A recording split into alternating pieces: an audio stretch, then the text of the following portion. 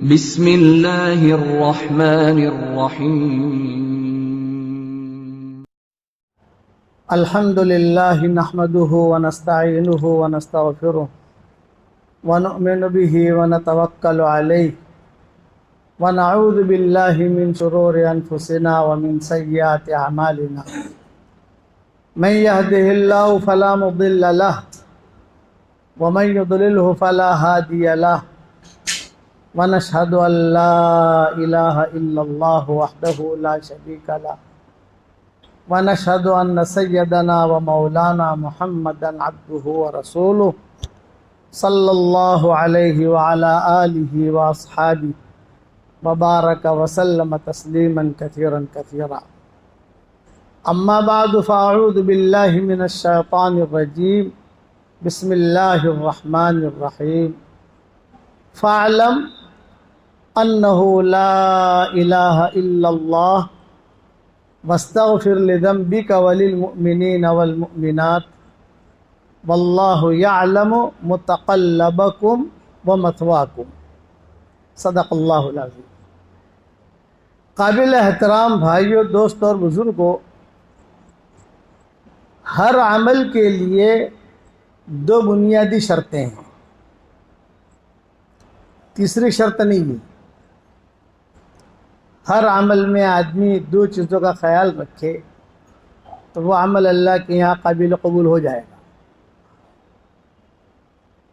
पहले तो होती है नीयत, नीयत पहले होती है, अमल बाद में होता है। आदमी वज़ू करता है तो पहले नीयत करता है, वज़ू बाद में करता है। ये नहीं कि वज़ू करने के बाद नीयत करता है। नमाज़ पढ़ता है तो पहले नीयत करता है, बाद में नमाज़ पढ़ता है। हज करता है तो पहले नीयत करता है, बाद में हज करता है। लब्बैक पढ़ता है तो पहले नीयत करता है। तो नीयत ये मुक़द्दम है।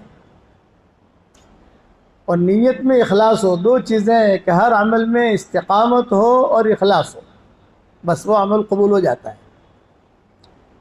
इस्तिक़ामत के साथ आदमी काम करे, कोई भी काम करे दीन का। गुनाह पर इस्तिक़ामत नहीं, गुनाह पर तो नदामत है कि आदमी से चूक हो जावे तो वो नदामत करे तो मुझसे चूक हो गई। और अच्छे अमाल पर इस्तिक़ामत है। तहज्जुद पर इस्तिक़ामत करे आदमी, कभी पढ़ी कभी नहीं पढ़ी ये नहीं, और इखलास हो, वही आदमी आहिस्ता आहिस्ता आहिस्ता उसे अल्लाह का क़ुर्ब मिलेगा और बड़े लोगों में शुमार होगा। इमाम अहमद इब्न हम्बल रहमतुल्लाह अलैह को बहुत कोड़े मारे गए खल्क़ कुरान के मसले में। एक फितना था उस दौर का, और अजीब व गरीब फितना था। फितना जो होता है वो मीठा नज़र आता है, हज़रत उमर कहते थे तो बहुत मीठा नज़र आता है फितना, आदमी समझ नहीं सकता और वो फितना उसे ले डूबता है। तो हज़रत इमाम अहमद इब्न हम्बल के ज़माने में खल्क़ कुरान का एक फितना शुरू हुआ। ये कुरान ये मखलूक है या नहीं, ये सवाल है। मसलन हमारी मस्जिद ये बनी हुई है, ये माइक के बना हुआ है, कि आसमान ये बना हुआ है, कि ज़मीन ये बनी हुई है, पैदा की गई है, कि हवाएं ये पैदा की गई है, कि अर्श ये पैदा किया गया है, मखलूक है। तो कुरान क्या है? किसी ज़माने में ये फितना निकला था मुसलमानों में कि बहुत मीठे होते हैं फितने, आग लगाने वाले आग लगा के निकल जाते हैं और मुसलमान लड़ते रहते हैं। ये कुरान मखलूक है या नहीं? तो ज़ाहिर बात है कि बड़े इमाम अहमद इब्न हम्बल थे। लोग उलमा से रुजू करते हैं कि क्या जवाब दें। तो इमाम अहमद इब्न हम्बल ने फतवा लिखा कि कुरान मखलूक नहीं है, यानी पैदा नहीं किया गया है कुरान। जैसे अल्लाह हमेशा से है हमेशा रहेगा, इस तरीके से कुरान उसकी सिफत है कि कुरान भी हमेशा से है हमेशा तक रहेगी, ख़त्म नहीं होगा। कुरान जो है ये ख़त्म नहीं होगा। कुरान को क़यामत के करीब अल्लाह उठा लेगा। हदीस में आता है कि दो चीज़ें अल्लाह ताला क़यामत के करीब उठा लेगा। एक बैतुल्लाह उठा लेगा, उसको तोड़ के ख़त्म नहीं करेगा कि तोड़ ताड़ के ख़त्म करो और क़यामत आ जाए सारी बिल्डिंगें टूट जाएगी। बैतुल्लाह को अल्लाह नहीं तोड़ेगा, उसको अल्लाह यूं का जूं का तू आसमानों पर कि लोग हरम भरा हुआ होगा और रात को सब तवाफ़ करके अपने घरों पे जाएंगे और तहज्जुद में जब लौटेंगे तो काबा नहीं होगा, खाली जगह। तो लोग खड़े खड़े कहेंगे अरे रास्ता तो भूल नहीं गए हम, होता है ना रास्ता भूल गए। तो सब कहेंगे नहीं रास्ता तो नहीं भूले, ये इस दरवाजे से आते थे। और निशानी के लिए मकाम इब्राहिम है, निशानी मकाम इब्राहिम की, किसी के सामने बैतुल्लाह होता था, रास्ता नहीं भूले। मामला हुआ है कुछ, क्या मामला हुआ कि काबे को अल्लाह ने उठा लिया। इसीलिए कहते थे कि काबे की कदर कर लो काबे के उठाए जाने से पहले। उड़ जाएगा तो तस्वीर में तो देखोगे आप, लेकिन हकीकी काबा नहीं होगा। और दूसरा, तो लोग वही खड़े खड़े रोएंगे, चीखेंगे, औरतें रोएंगी, अरे काबा कहाँ चला गया, काबा कहाँ चला गया, काबा कहाँ चला गया, काबा कहाँ चला गया। फजर की नमाज के वक्त होगा, इमाम साहब भी बगैर काबे की नमाज पढ़ाएंगे, काबा है ही नहीं। काबा है ही नहीं तो क्या करे आदमी, नमाज तो पढ़नी है। फ़ै नमा तुवल्लु फसम्म वजहुल्लाह, जहाँ पर भी आप चेहरा कर लो वहाँ अल्लाह है। काबा है ही नहीं तो क्या करें, तो ये आयत पढ़ लेंगे फ़ै नमा तुवल्लु फसम्म वजहुल्लाह। भाई जिस तरफ भी तुम अपना चेहरा करके नमाज पढ़ लो, इसलिए कि अल्लाह तो हर जगह है। अल्लाह की कोई सिमत तो है नहीं कि दाहिनी तरफ है, बाईं तरफ है, ऊपर है, नीचे, हर जगह है। बगैर काबे की फजर की नमाज होगी ये। और दूसरा, कुरान उठा लिया जाएगा। हर सारी काबा तो एक जगह पर है मक्का में, कुरान तो सारी दुनिया में है। ये कुरान तो सारी दुनिया में है ना, घर घर में है, मस्जिद में, घरों में है, मकतबों में है, मदरसों में है। लोग फजर की नमाज में आएंगे, करेंगे, जब कुरान खोलेंगे तो सिर्फ कागज़ होंगे, हुरूफ अल्लाह उठा लेगा। जो हुरूफ है ये अल्लाह उठा लेगा। जो हाफिज है उनको कुरान हिफ्ज रहेगा, उनके सीनों में से अल्लाह नहीं निकालेगा। ये मोबाइल में से निकल जाएगा, ये तुनतुनिया है ना दज्जाल, इसके अंदर खाली कागज़ होंगे सब, बस काला पेज दिखाई देगा, हुरूफ नहीं। तो ये मसला खड़ा हुआ कि भाई कुरान क्या है, मखलूक है या मखलूक नहीं है। तो इमाम अहमद इब्न हम्बल ने फतवा दिया कि कुरान जो है ये मखलूक नहीं है भाई, अल्लाह हमेशा से हमेशा रहेगा, कुरान उसकी सिफत है, तो कुरान भी हमेशा से हमेशा रहेगा। हाँ, ये बात अलग है कि क़यामत के करीब अल्लाह उन हुरूफों को उठा ले। इस पर इमाम अहमद इब्न हम्बल को फितने में डाला गया। मुख्तसर वक्त में ये किस्से लंबे बयान नहीं कर सकते हम, लेकिन मौलाना यूसुफ साहब रहमतुल्लाह अलैह इससे बहुत कुछ निकालते थे। इमाम अहमद इब्न हम्बल के किस्सों से बहुत निकालते थे और कहते थे अपना ईमान बनाना है तो उमर इब्न अब्दुल अजीज़ के किस्से सुनो और हज़रत उमर के किस्से सुनो और अब्दुल्लाह इब्न मुबारक के किस्से सुनो और इमाम अहमद इब्न हम्बल के किस्से सुनो। ये हज़रत फरमाते थे हमारे साथियों से, पुराने अपना ईमान बनाना है, उन लोगों के किस्से सुनो, उनके मुज़ाकरे करो तो तुम्हारे ईमान हरकत में आएगा। 3 साल तक जेल में रखा है इमाम साहब को, सिर्फ वजह क्या कि वो कह रहे थे कि कुरान मखलूक नहीं है, और बादशाह कह रहा था कुरान मखलूक है। बादशाह के पास जो उलमा सूद है ना, बुरे उलमा, हदीस शरीफ में आता है एक ज़माना आएगा कि आसमान के छत के नीचे बुरे उलमा बहुत वजूद में आएंगे, इमिटेशन माल, नकली, ये बहुत वजूद में आएंगे। और अब ये दौर शुरू हो गया है। खैरुल कुरून गया, हम शर्रुल कुरून में आ गए। जगह जगह पर आपको फितने नजर आएंगे कि खैरुल कुरून ये दौर गया। क़यामत के करीब जो है रिवायत में आता है गदले ज़माने आएंगे, गदले, एक एक दौर जाएगा नया फितना खड़ा करेगा। वो फितना उस दौर में खड़ा हुआ। इमाम साहब कहते थे मैं जमा हुआ था, बहुत मेरी पिटाई करते थे, ऐसे अंधेरी कोठरी में मुझे रखते थे इमाम साहब, जिन्होंने यानी बहुत बड़ी हदीस की 80,000 हदीसें लिखी इन्होंने, 80,000।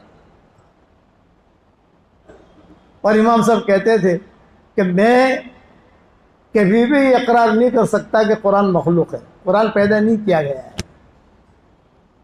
बादशाह कहता था कि आप इकरार कर लो, आपकी शादी भी करा देंगे, आपको बंगला भी दे देंगे, आपको ज़मीनें भी दे देंगे, आपकी मदद भी करेंगे, बस इतना फतवा दे दो कि कुरान पैदा किया गया है।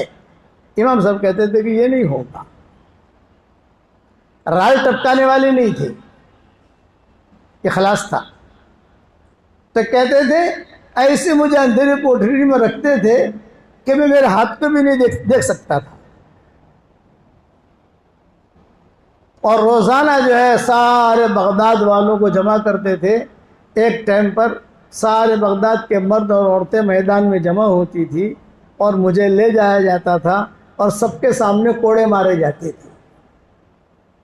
बादशाह बैठा रहता था, जल्लाद आता था, जल्लाद का नाम भी अहमद, कोड़े मारने वाले का, और मार खाने वाले का नाम भी अहमद, अहमद इब्न हम्बल।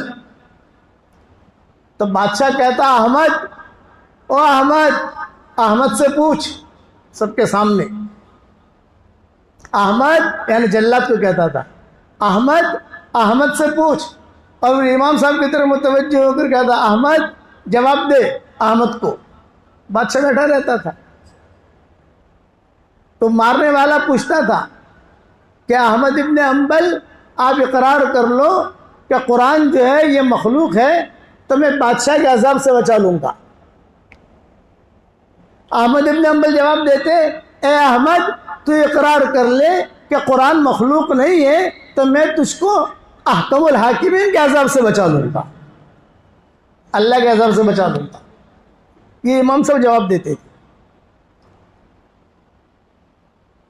और फिर कोड़े मारे जाते थे। इमाम साहब कहते, खुद फरमाते थे इमाम अहमद इब्न हम्बल कि मुझे इतने ऐसा कोड़ा मारा जाता, अगर हाथी पर भी मारा जाता तो हाथी भी मर जाता।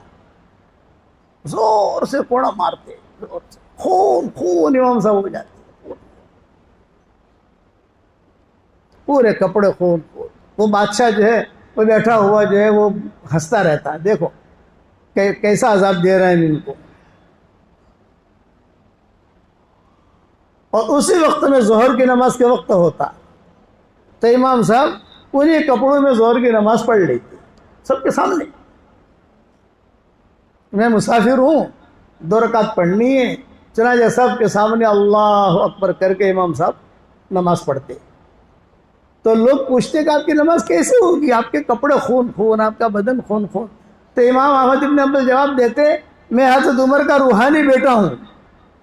हज़रत उमर की फजर की नमाज ऐसे हो गई थी, मेरी जोहर की हो जाएगी।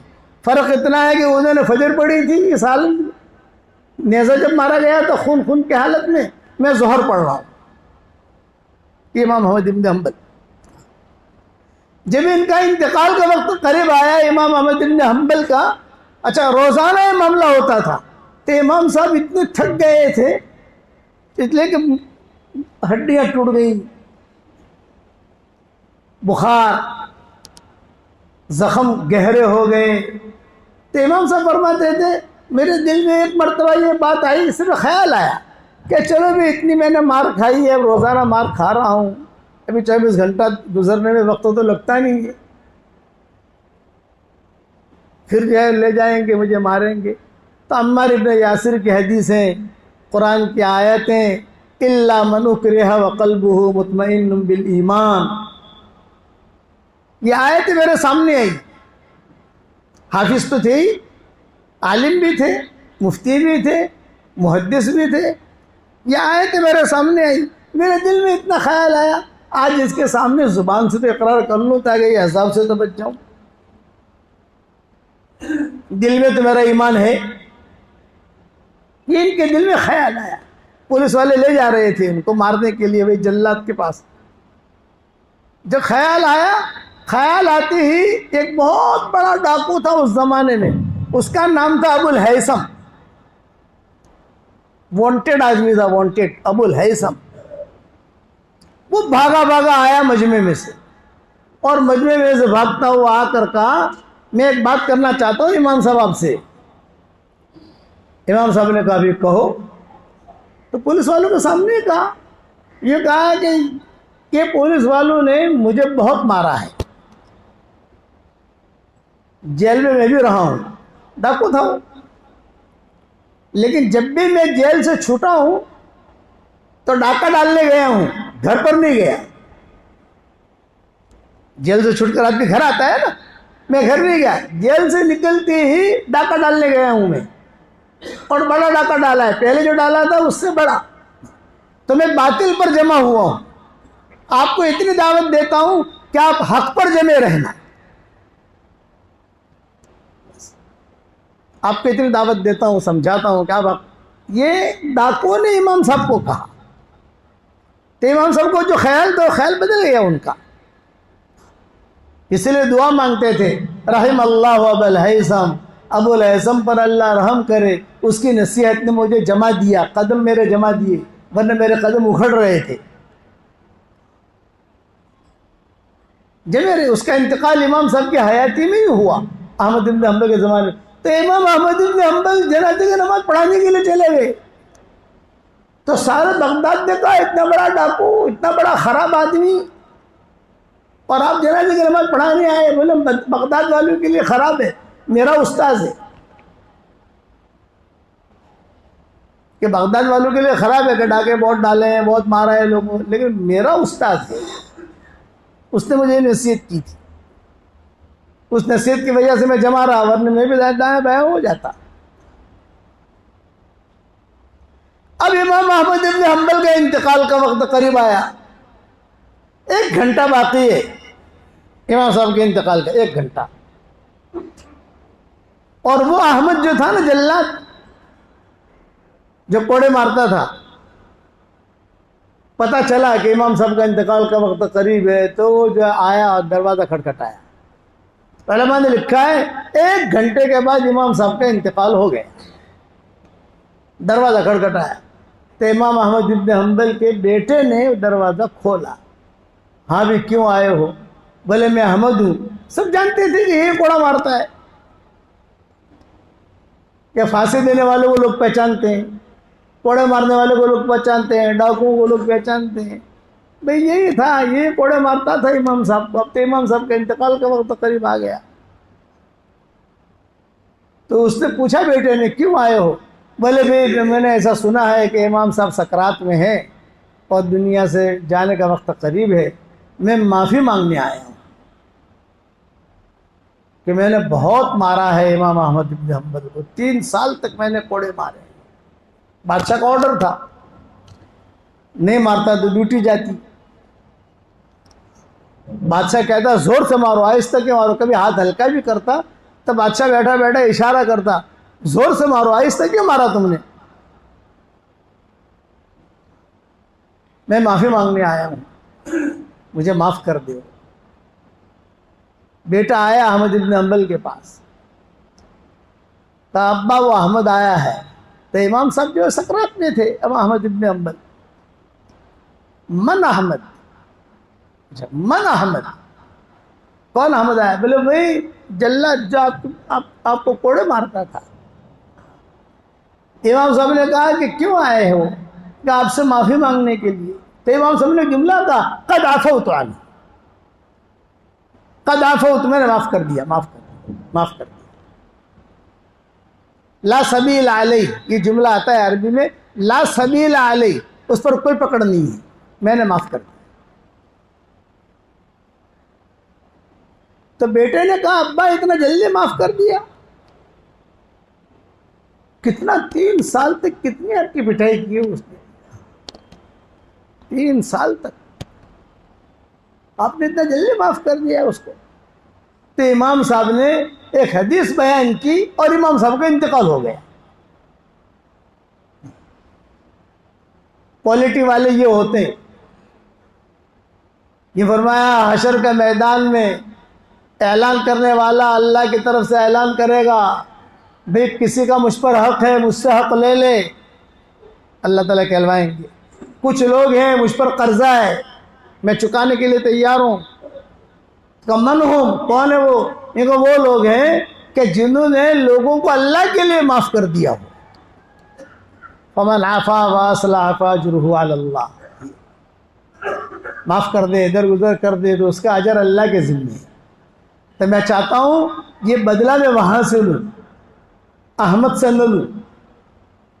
इसको माफ़ कर दूंगा तो अल्लाह मुझे बदला देगा हशर के मैदान में। ये हदीस बयान की और इमाम अहमद इब्न हम्बल का इंतकाल हुआ। बस ये आखिरी इनकी बात थी अहमद इब्न हम्बल। पूरी ज़िंदगी खुलासा मरते मरते ये हदीस बयान की इमाम साहब ने। ये कहा मैंने ये हदीसें मेरी किताबों में लिखी है और मैंने मेरे शागिर्दों को सुनाई भी है, सिर्फ लिखने के लिए नहीं है, सुनाने के लिए नहीं है। मुझे ये अजर अल्लाह से चाहिए। और ये आयत पढ़ ली, फमन आफा व असलहा फअजरुहु अलल्लाह, माफ़ कर दे, सुलह कर दे, मैं उसका अजर अल्लाह के ज़िम्मे है। जब इमाम शाफी को पता चला कि इतना बड़ा आदमी गया है दुनिया से, चूँकि इमाम शाफी ये इमाम अहमद इब्न हम्बल के शागिर्द थे, कुछ इन्होंने इमाम अहमद इब्न हम्बल से भी पढ़ा है। सबसे पहले तो पढ़ा इमाम मालिक से, फिर पढ़ा इमाम मोहम्मद से, हनफी मसलक। फिर वहाँ जाते हुए मदीना मुनव्वरा जाते हुए रास्ते में अहमद इब्न हम्बल की दरसगाह आती थी। तो इमाम मोहम्मद ने कहा कि तुम जा रहे हो तो तुम वहाँ जाकर जो इमाम अहमद इब्न हम्बल से भी कुछ हदीसें सीख लेना, पढ़ लेना। ये 3 इनके बड़े उस्ताद हैं इमाम शाफी के। इमाम मालिक ये सबसे बड़े उस्ताद, इमाम मोहम्मद ये हनफी मसलक वाले, और इमाम अहमद इब्न हम्बल व हम्बली मसलक वाले, ये 3। इसीलिए इमाम शाफी जब वहाँ पहुँचे इमाम मोहम्मद की मस्जिद में, तो किताबों में लिखा है तो मुसाफिर बन के पहुँचे थे। मुसाफिर बनकर कोने में बैठ गए। तो इमाम ने आकर नमाज पढ़ाई, इमाम मोहम्मद ने उनके पीछे नमाज पढ़ी। बड़े बड़े उलमा, बड़े बड़े फुकाहा थे उस वक्त में। तो इमाम शाफी बैठे रहे। जब इमाम मोहम्मद चले गए तो इमाम शाफी आए इमाम के पास, जो इमाम नमाज पढ़ाने वाला था। ये कहा कि तुमने मगरिब की नमाज पढ़ाई, इसमें 2 गलतियाँ की हैं। इमाम शाफी ने कहा। तो इमाम गुस्सा हो गया, अरे तू कौन है मेरे गलतियाँ निकालने वाला? छोकरा तू कौन है? मेरे पीछे इमाम मोहम्मद नमाज पढ़ते हैं, इतना बड़ा इमाम, कभी गलती नहीं निकाली और तो गलती निकाले, भाई यहाँ से। इमाम शाफी को भगा दिया। इमाम शाफी मुसाफिर थे, कोने में बैठ गए। इशा की नमाज का वक्त आया तो फिर इशा की नमाज भी इमाम मोहम्मद आए नमाज पढ़ने के लिए, सर्दी की रातें थी। और फिर ये पढ़ा, जब इमाम मोहम्मद ने नमाज पढ़ी चले गए तो फिर इमाम शाफी फिर से आए इमाम साहब के पास। एक मगरिब में 2 गलतियाँ थी और इशा में 3 गलतियाँ हो गई आपकी। तो ये इमाम और गुस्सा हो गया, ये तू है कौन? इतने बड़े बड़े इमाम मेरे पीछे फुका नमाज पढ़ते तो गलती नहीं निकालते, भागा, याद दिखना नहीं चाहिए। इमाम शाफी बैठे रहे। फजर की नमाज का वक्त आया तो वो इमाम घबराया कि वो लड़का खड़ा है कि नहीं। इमाम साहब तो वही खड़े थे, इमाम शाफी वही खड़े थे। वो बेचारे इमाम घबराया कि यार मगरिब में 2 निकाली, ईशा में 3 निकाली, अब पता नहीं फजर में कितनी निकाले गए। अच्छा, इमाम अहमद इब्न हम्बल है वहाँ, वो इमाम मोहम्मद है वहाँ पर, नमाज पढ़ रहे हैं इनके पीछे। इमाम मोहम्मद की गलती नहीं निकाल रहे, और यह गलती निकाल। फजर की नमाज पढ़ाई तो वो इमाम शाफी फिर से आ गए, क्या फजर में 4 हो गई आपकी गलतियाँ। ये इमाम घबराया गया, जोहर में भी बैठेगा ये, यहाँ असर में भी आएगा, हर नमाज में एक गलती निकालेगा। ये भागा भागा इमाम मुसल्ले से उठा। इमाम मोहम्मद बाहर खड़े थे। ये कहा हज़रत कोई लड़का आया है, वो मेरी गलतियों पर गलतियाँ निकाल रहा है, आपने कभी गलतियाँ तो निकाली नहीं और ये गलतियाँ निकाल रहा है मेरी, तो मुझे तो अब टेंशन हो रहा है, ज़ोहर में बताने 5 गलतियाँ निकालेगा वो। इमाम मोहम्मद ने कहा उलझो मत, उससे जाकर इतना सवाल कर लो। 2-3 सवाल इमाम मोहम्मद ने पूछवाए। जब सवाल किए तो उन्होंने सही जवाब दिया इमाम शाफी ने। इमाम मोहम्मद खुद मस्जिद में आ गए। कहा बेटा कहाँ से आए हो? ये कहा मैं मदीना से, मक्का से आया हूँ, मैं यतीम हूँ। अजान हो रही, जब मैं मक्का से आया हूँ, यतीम हूँ, इमाम मालिक से इल्म हासिल किया है, उन्होंने आपके पास भेजा। तो कहिए आप गलतियाँ कैसे निकाल रहे हैं? ये तो गलतियाँ कौन सी थी? आमीन बिल जहर की, अहनाफ के आमीन बिल जहर नहीं होती। रफ़े यदैन की, हमारे यहाँ रफ़े यदैन नहीं होती, मालिकिया क्या होती है, हनाबिला के वो गलतियाँ थी। तो इमाम मोहम्मद समझ गए कि बड़ा आदमी बनेगा। इमाम मोहम्मद ने कहा चल मेरे साथ। अपने घर में ले जाकर इमाम शाफी को पढ़ाया। इसलिए शाफियों पर इमाम मोहम्मद का भी एहसान है। फिर इमाम अहमद इब्न हम्बल से पढ़ा इमाम शाफी ने जाते हुए। जब पता चला कि इमाम अहमद इब्न हम्बल के साथ ये मामला हुआ है, किसी ने इमाम शाफी से पूछा कि तुम्हारी क्या ख्वाहिश है? एक ख्वाहिश है मेरी, कोई अगर पूरी करे। क्या अहमद इब्न हम्बल ने जिन कपड़ों में कोड़े खाए हैं वो कपड़ा कोई मुझे लाकर दे दे, मैं उसे धोकर जो है पानी पीना चाहता हूं।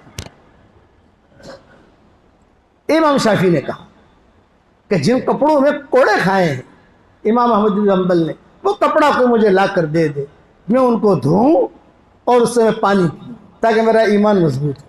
शागिर्द भी थे ऐसे, उन लाए कपड़े। इमाम शाफी ने कपड़े रखे अपने पास, बल्कि बाद मौरखीन ने लिखा है अपने कफन के साथ उन कपड़ों को रखा इमाम शाफी ने।